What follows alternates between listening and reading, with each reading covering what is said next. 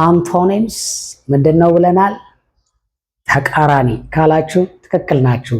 ተቃራኒ ቃላቶች እንዴት ነው የምናጠናው? እንመለከታለን። አንቶኒምስ ፊልድ የተሞላ በውሃ ወይም በሆነ ነገር፣ ቫካንት ያልተሞላ ባዶ ማለት ነው። ክሎዝ ምን ማለት ነው? ቅርብ፣ ዲስታንት ሩቅ ማለት ነው። ክሎዝ ፋሚሊ የቅርብ ዘመድ፣ ዲስታንት ፋሚሊ የሩቅ ዘመድ። ብራይት ብርሃናማ ነው። ዲም ጨለም ያለ ማለት ነው። ዋርም ሞቅ ያለ፣ ዋርም ዋተር ሞቅ ያለ ውሃ እንላለን። ኩል ደግሞ ቀዝቀዝ ያለ ነው። ኩዊክ ፈጣን ነው። ስለጊሽ ቀርፋፋ ማለት ነው። ቺርፉል ሳቂታ ፍልቅልቅ ሲሆን ተቃራኒው ዲፕረስድ ድብርታም ዝም የሚል አይነት ነገር ማለት ነው። ኢኖርመስ በጣም ግዙፍ ይህ ነው የማይባል ውፍረት ሲሆን ኢኖርመስ እንላለን። ሰው ተቃራኒው ማይነር ነው በጣም ትንሽ ደቃቃ ማለት ነው።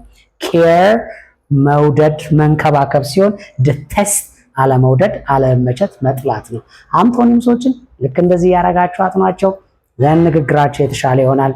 ባይ